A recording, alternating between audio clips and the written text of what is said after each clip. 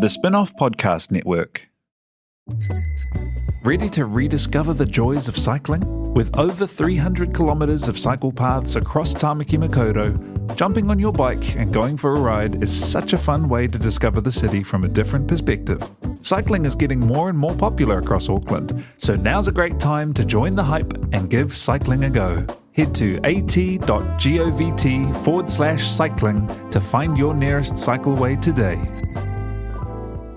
The Fold is brought to you by O Media, making brands unmissable and public spaces better across Aotearoa.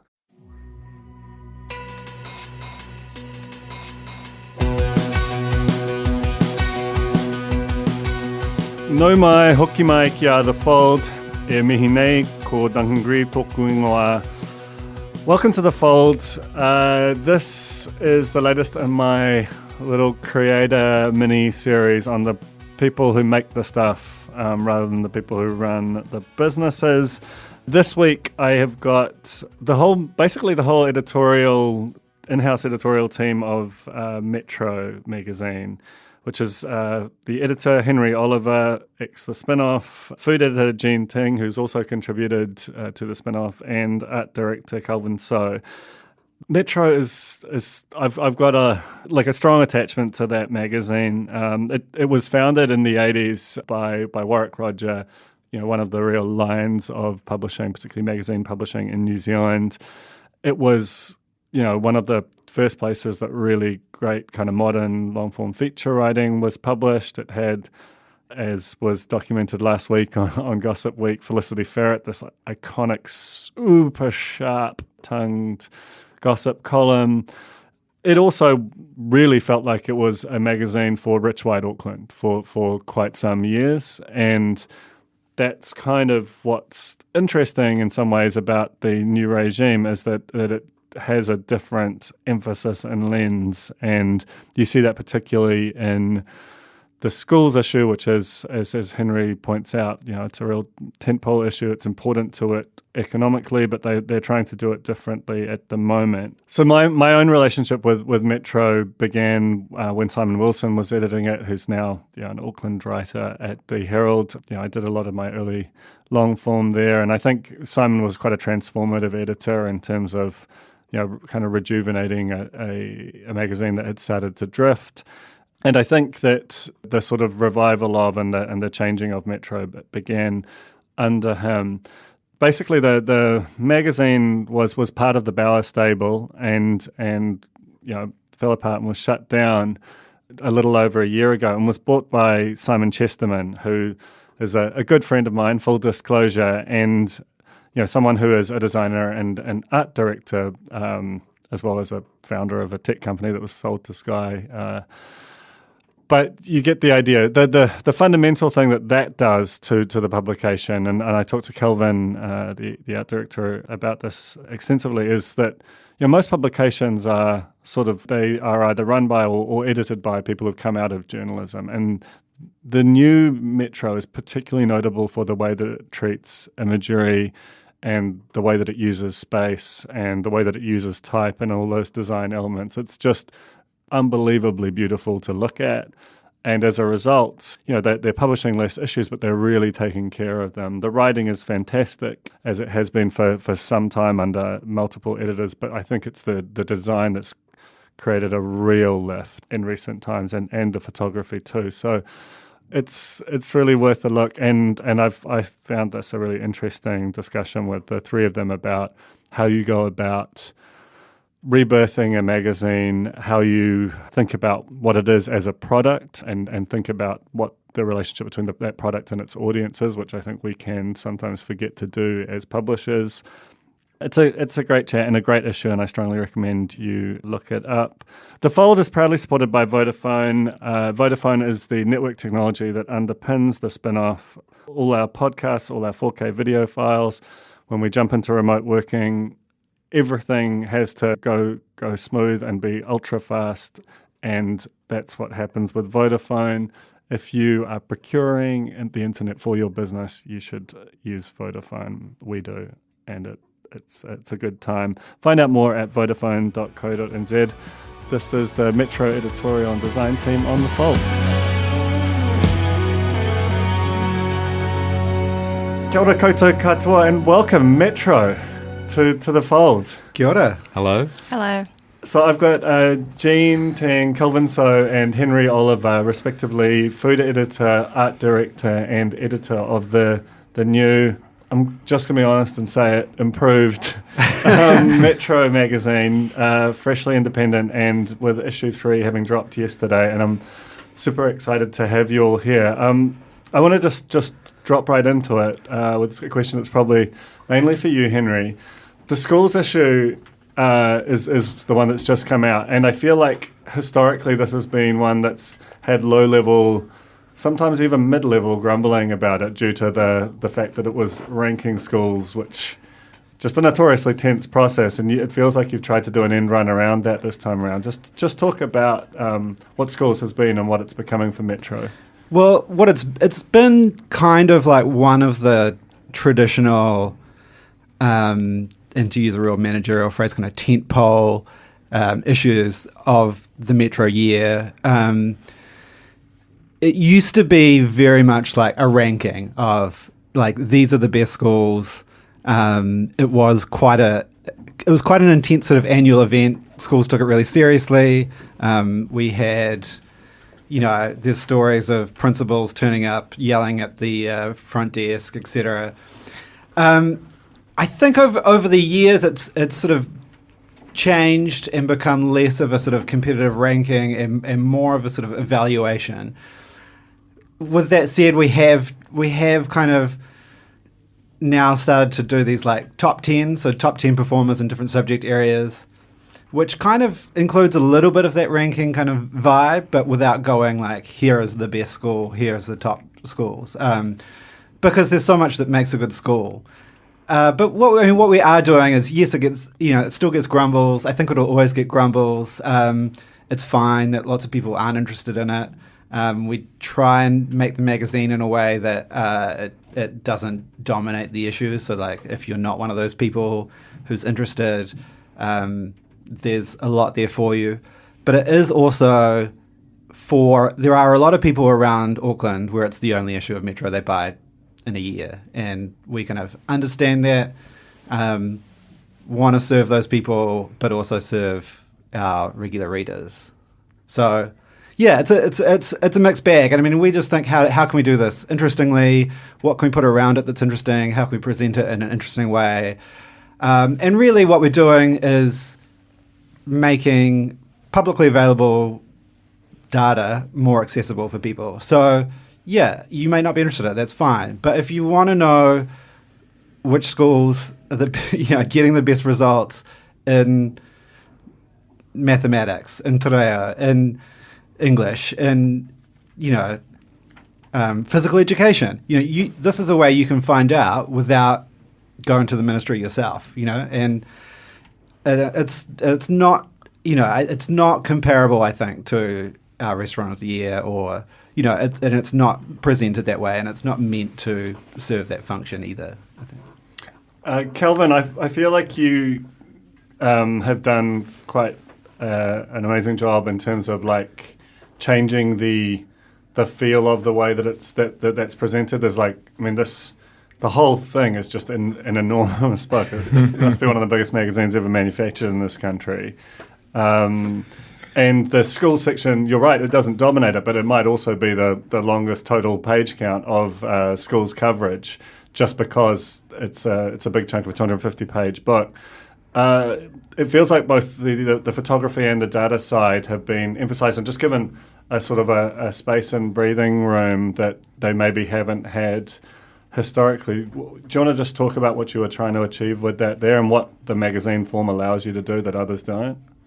I think that my vision for Metro when I came on board 3 issues ago, I guess, has always been one that leans towards generosity and thinking about the audience. So I think first thing I wanted to do was to sort of create this sense of enjoyment that you get. So if you're a subscriber and you get into a post and it's a big whopping thing, you just can't wait to kick back and clear afternoon and just sort of devour it up, And if it ends up sort of living in your bathroom, that you're there for a longer stay if you want to be.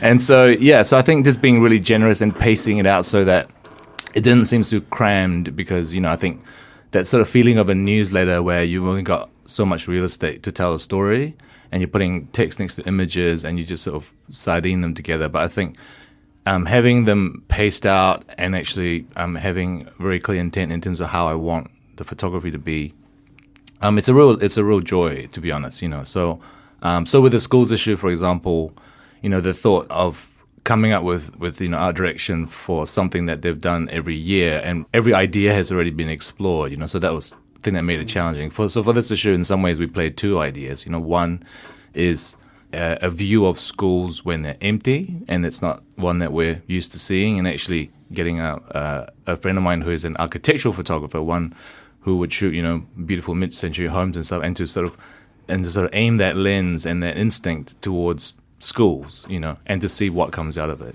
So that was one idea, and another was to sort of have, a guy and a girl, two teenagers, and essentially pile them up with so many school uniforms, and to essentially create a kind of a fashion challenge, for the stylist to resolve, and that was heaps of fun, and they both turned out like I'm super happy with both those shoots. So yeah, it feels like in terms of the way from a cover point of view and just the way that the whole thing is structured and flows, that it's the most kind of coherent of the new regime.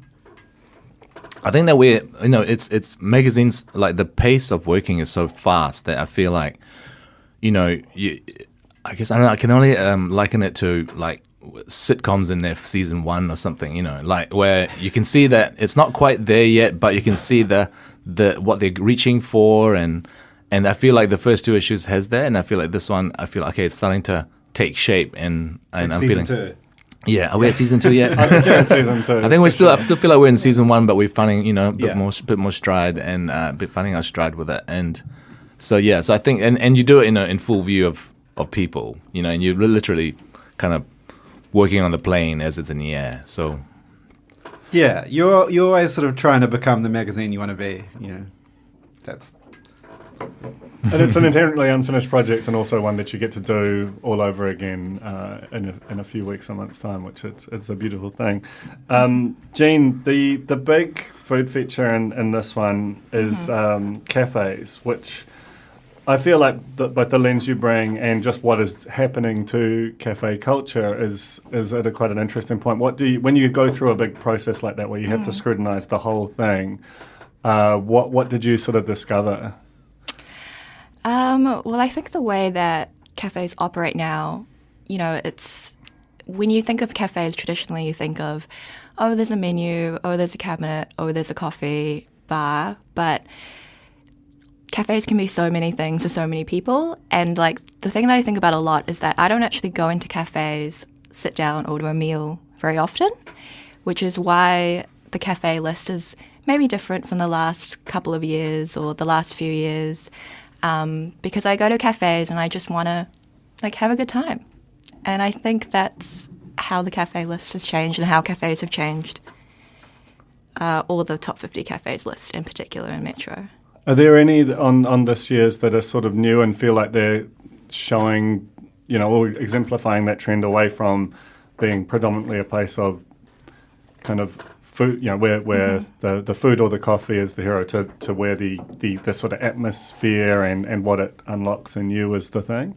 One thing I found interesting was we put Blue Rose, this cafe in Sandringham, mostly serving like Pacifica food, in the top 10, and it had previously never been in the Metro top 50, even though, it has been around for many years. And I think it was just a case of someone going, hey, like, this cafe exists, we should go judge it, which maybe has never happened in the past. So that's interesting, because it kind of speaks to a change in the value system or the way that Metro views Auckland, that things that might have been outside of its range are now suddenly within it. How much of that, and this is probably a question for the pair of you, because you both have experienced life under Bauer with its, gravity, and now as an extremely independent publication. Yeah, how have things changed? Since you've left the big German ship. I mean, in terms of that kind of more specific stuff, Jean started at Bauer, I think a month or two before I started. Mm-hmm. So our first kind of time there was like, we were a very new kind of like young team. Like the whole, almost everyone that worked on the magazine was pretty new to the job. So when we were doing like cafes of the year, restaurant of the year, etc., we were doing all that stuff for the first time, and most of the people involved were doing it for the first time. So it was kind of this thing of like, okay, what are the things that we can do differently, like straight away? And then what are the things that we need to kind of do and not give ourselves this task of reinventing it immediately, mm-hmm. to just kind of get one or two under the belt before we like figure it out. And yeah, we didn't, we did a full year sort of cycle plus one issue, I think, at Bauer together. And then we had this break. And then now, having had that break, yeah, which we can talk about separately. I know it was in a way, but so now I think coming back afresh, it's just been that opportunity to be like, well, what are the things that what did we like about the way that we used to do things, whether that be the top 50s or whether that be sort of more generally editorially or like Kelvin was saying, design wise or format wise, and then what are the things that, wow, this is just this great opportunity to start afresh and re-looking at what we consider to be a cafe, for example, or the types of cafes we look at, or, in all these different categories, so in restaurants as well, or the way that we do schools. It's just this way of there's no... Not that there was a pressure at Bauer to do the same thing the same way every year. There wasn't. But it was definitely like always presented as like, this is the most efficient option, is to carry on what's been done. Whereas one of the things I think we've kind of thrown out a little bit is efficiency. And maybe it's not an efficient magazine. It's 280 something pages.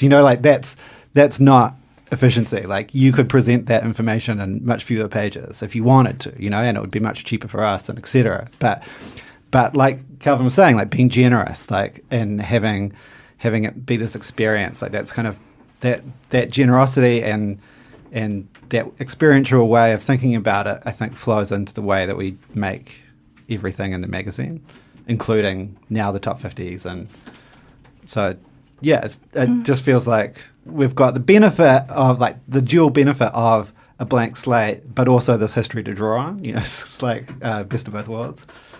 Yeah, because even though Metro has these like top 50 pillars, etc., I guess people don't really realise that there are a lot of things behind the scenes that you can tweak that make it different. Like, for example, the panel, like Henry said, the shortlist even, because we start out with like this huge ass spreadsheet every year, there are like these little changes you can make even though the actual format is more or less the same. Totally. We'll just take a very quick break and then I'll return with more from the new Metro team. The Fold is brought to you by O Media, making brands unmissable and public spaces better across Aotearoa, with over 4,000 out-of-home advertising sites nationwide across both street furniture and retail centres. I'm super grateful to O Media for enabling us to make unmissable connections with Kiwis. Skinny are helping you show how smart you are with the 1Q quiz, an all-new, super challenging and super quick daily quiz built by the Spin-Off. Every Monday, Skinny are giving you the chance to prove you're smart with the Skinny Extra Credit question. Get it right, and you'll get the chance to score yourself some Skinny Extra mobile credit, so you can text, call, or even video call your group chat and gloat about how big your brain is. T's and C's apply. Kelvin, welcome back to The Fold. Kelvin, I wanted to talk to you about, because and touch on something which Henry alluded to earlier, which is the sort of space and this generosity, and just the general extent to which this feels like a designer's publication, in that which is really interesting to me because, I'm a writer and editor myself, and invariably, whenever I've had control of a magazine, it's just ended up just hulking out on words and just squeezing. That's just like this. It's the seemingly iron law of publications where there is just an imbalance of power between the designer and the editor. And because our mutual friend Simon Chesterman was the sort of first mover to who bought the new Metro, and he is himself a fantastically talented art director and designer. And Henry, you can probably speak to this as well. Like, to what extent is that having more of a balance there, or even in some ways having, like there's an art director and there are, I think, 4 named designers versus two named editors. It's like quite a shift, and it's not something that I've seen in other publications. You see the photography, and it's just extraordinary, the variety of it and the way it's rendered. How do you think that's informing the new publication, and how does that make it different? I think that I already have a design studio, obviously, and I already have a team, so it sort of made sense in light of like the short time frames and being quite ambitious with what we're trying to do with the page count and the design and art direction, etc. So that sort of made sense to bring the whole team on board. Also, it's one that I can tell, even though the last week of any Metro deadline is intense, but I can also tell that the team is visibly energized after they work on it, and they don't walk away battered and fatigued. But if I feel like, I was ready to go onto the next issue as soon as we finished the last one, so we if anything, so if you have that adrenaline. But I think as far as the balance goes, I think this, I don't know if this is a suitable analogy, but I feel like it's like there's writing a joke and then there's delivering a joke, and then there's the nuances of how you can pitch the joke. You can pitch it deadpan, you can go a bit happier with it, you can, and I think they're inseparable. So all we're really trying to do is to have both kind of work harmoniously, like all aspects of content, visual and text, and sort of work out how we can amplify that, So, so some of the things that are more visual are telling a story that maybe that the text isn't doing. So there's a sort of subtext. So it's a bit it's like that sort of screenwriter's truism of like sometimes you're showing, not telling, and sometimes you're telling. So it's like working out what can we show and what can we tell. So what like a lot of the time when I'm briefing the photographers, I'm asking them to dig deeper, to show something more. So the laziest option would be to bring someone to the studio and photograph them against a blank wall. But as much as possible, we're trying to show Aucklanders in Auckland. So being quite nosy. They're in their natural environment. Yeah, very much. Like, you just get that extra layer of intimacy. Yeah, exactly. So like one of the things I'm really proud of with the previous issues, like the Cheap Eats issue, was to actually like focus on the proprietors behind some of these cheap eats sort of restaurants, the people that you may not even have noticed if you go in there, and actually make them the heroes of that story, as opposed to another photo of a bowl of noodles. So that's one way of sort of like moving the goalposts a bit, and in that being as a little experiment, but then was pleasantly surprised by how much they embraced it, and you can see the glow, that being asked to be center stage, so that's quite amazing. Or in the current issue with Dalton, as a rugby player, and then anecdotally finding out through Henry that he's got a Jag and he loves it, and we're going to shoot him in his Jag, And again, that's a choice that probably wouldn't be seen in another publication, or and so we're trying to find these sort of idiosyncratic opportunities, and in that show the person behind the fame, or something like that. Yeah, it kind of all comes back to the very first conversations that I had with Simon during the big level 4 lockdown, when he called me initially and said that he was interested in putting in an offer for the title, and I thought he was, well, first I thought he was kind of crazy, but then I had been getting calls or emails from different people who were interested in trying to do something with the brand. And most of them were very like, wanted to do, double down on a website, or like, everyone thought that the inefficiency was the paper product, someone wanted to turn it into a Substack, and Simon called me and was like, what do you want to do with it? And I was like, well, what if we did fewer issues and they were like bigger? And he was like, that's exactly what I want to do. So it was this kind of thing from like the very first conversations that why would you make a magazine like this now? And what would get people interested in a magazine like this? And it has to be like physical, and it has to be this object, and it has to have this kind of like generosity, like Kelvin was talking about, but also like that kind of intimacy, and trying to really go like, well, you've got this product that's on primarily, we do a digital version, etc., but primarily it's a print product. What are the opportunities for a print product, and what are the things that a print product can, in my opinion, like do better than other formats? And I thought this would all lead to Simon wanting to art direct it, but then once we got talking about it, he was basically like, actually, I think we should get Kelvin, which was such a big thing for Simon to like, but just the whole kind of vibe that we wanted.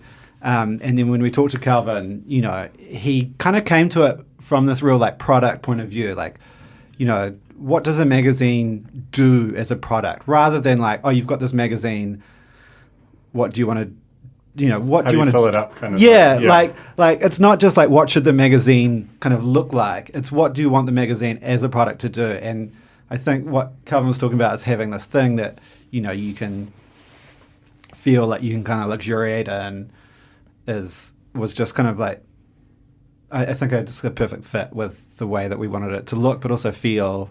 And within that, you can then include a lot of different types of, for lack of a better word, content, It's interesting because it felt like, 10 years or so ago that the magazine as a form was,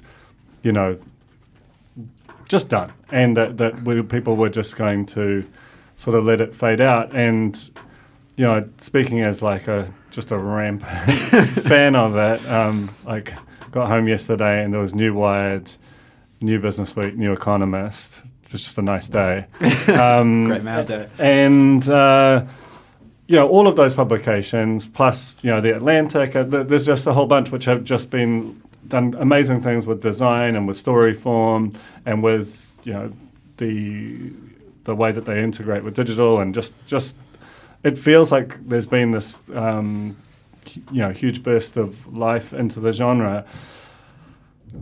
Jesus Christ, whatever the hell it is. The thing that it requires is a business model to underpin it. That was the thing that felt like it had fallen away, and there was just this kind of gravitational suck towards other communication mediums. And honestly, one of the things that made my heart happiest looking at this new issue, because this wasn't necessarily the case in the first couple, is just there's a lot of advertising in it and some sponsored content. And I don't mean that it's a disproportionate amount. It's just like Simon, who is not doing art direction but is doing sales, has sold his butt off. That just means that this thing becomes viable, because it's always been that mix of subscriber revenue, but particularly advertiser revenue that makes these things work. So that must be tremendously gratifying, because that's a real season 2 moment, is people are starting to buy into this thing. Yeah, I mean, and I think we kind of knew, or like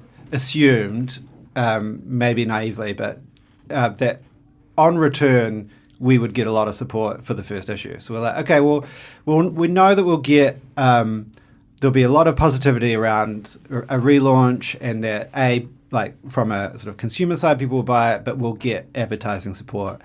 The question was like, well, what, beyond that initial burst of enthusiasm, like, is there a market there? And so, it has been really gratifying to see that there is. And I mean, we had, I had Simon get a couple of, there were a couple of times where he was like, I just sold this. If whatever stories you have that are maybes, like, we need to get them like rolling, because like, we don't want this thing to be out of whack, which is quite amazing that there is, I think to lots of people's surprise, that there is a market for ads in print titles, and hopefully ours, and I think that's that thing of like, I mean, it kind of all just comes back to this experience that we want to create for people as readers, and that for advertisers there's an opportunity there that is different from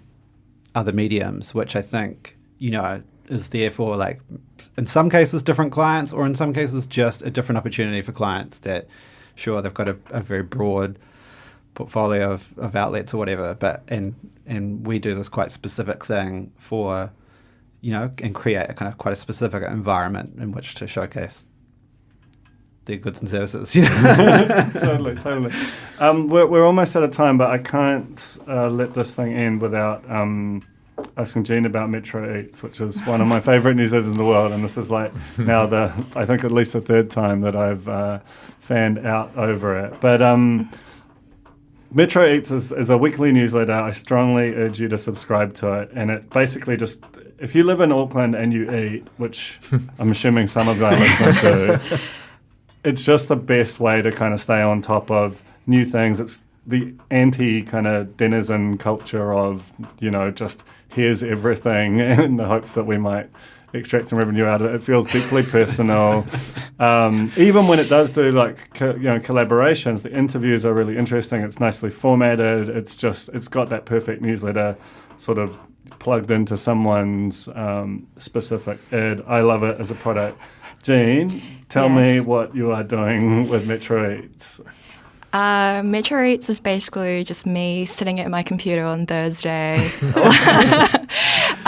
just like regurgitating everything that's in my mind, really. I mean, I know there is an element to curation, like it's very selfishly anything that interests me. So maybe that element of personal, interest does connect with people, because it's like, this is the stuff that I think is good. This is the stuff that I believe in. And this is stuff I think you should know. But that's really it. Like, there's no other... It's kind of not just... I respectfully disagree about how you think of your newsletter. Like, the conversation you recently had with Sarade and and her podcast crew, like, it was just... Yeah. That was suddenly, like, quite raw and, got to issues around sort of identity and ethnicity and how you relate to food. And, like, there's the fact that it's sort of it surprises you every week, but also gives you the familiar every week. And it's that combination of surprise and familiarity, which is the magic source of all media. I think the reason why I think that is because I just think about those things all the time. Like, those things are just normal to me. Like, when I'm eating, that's what I'm thinking about. When I'm like writing, that's what I'm thinking about. So it's kind of just so part of my everyday life that it doesn't feel like any special when I put it on paper or when I put it out to the world. But maybe to other people who don't think about those things, that's, something different and new to them. I totally think it is, and it's a free newsletter. You got to subscribe. So look it up. Hey, thank you all so much for coming up. And if you're listening, I strongly urge you to buy the new issue of Metro. It is enormous. It's got so much in it, so much beyond the the cafes and the schools. There are terrific features and columns and all of those good things. But it just looks incredible. And congrats to you all. Thank you. It's a hell of a thing. Oh, thank you. That was The Fold, brought to you by our partners at oOh!media, making brands unmissable and public spaces better across Aotearoa. Huge thanks to oOh!media for sponsoring this episode of The Fold and enabling us to make unmissable connections with Kiwis.